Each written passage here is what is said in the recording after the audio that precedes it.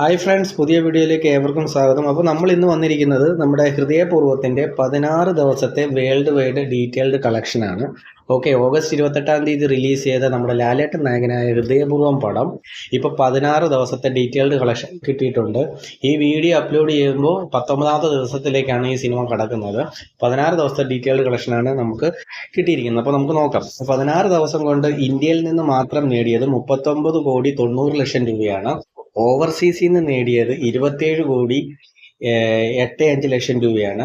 അങ്ങനെ മൊത്തം total world wide collection 67,75,00,000 രൂപ. ഇതൊരു ഉഗ്രൻ കളക്ഷൻ എന്ന് പറഞ്ഞാൽ സാധാ ഒരു സത്യനന്ദിക്കാട് ഫീൽ ഗുഡ് പടം. സത്യനന്ദിക്കാടിന്റെ കരിയറിൽ തന്നെ റെക്കോർഡ് കളക്ഷനാണ്. അത് ഇതിനു മുമ്പ് ഞാൻ പ്രകാശനായിരുന്നു. അപ്പോൾ അത് 50 കോടി സംതിങ് ആയിരുന്നു ആ സിനിമ നേടിയത്. അപ്പോൾ അതിനെയൊക്കെ മറികടന്ന് സത്യനന്ദിക്കാടിന്റെ തന്നെ കരിയറിലെ ഏറ്റവും ബെസ്റ്റ് കളക്ഷനായിട്ട് 67,75,00,000 രൂപ 16 ദിവസം കൊണ്ടാണ് ഈ സിനിമ നേടിയിരിക്കുന്നത്. അപ്പോൾ ഫൈനൽ റൺ എവിടം വരെ പോകും നമ്മൾ നോക്കാം.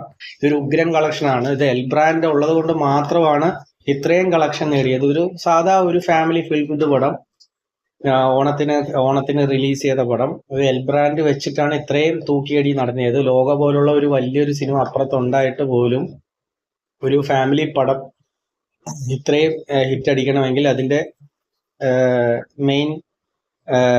മെയിൻ പേര് നമ്മുടെ ലാലേട്ടൻ തന്നെയാണ്. ഓക്കെ, ഇതൊരു നല്ലൊരു കളക്ഷൻ തന്നെയാണ്.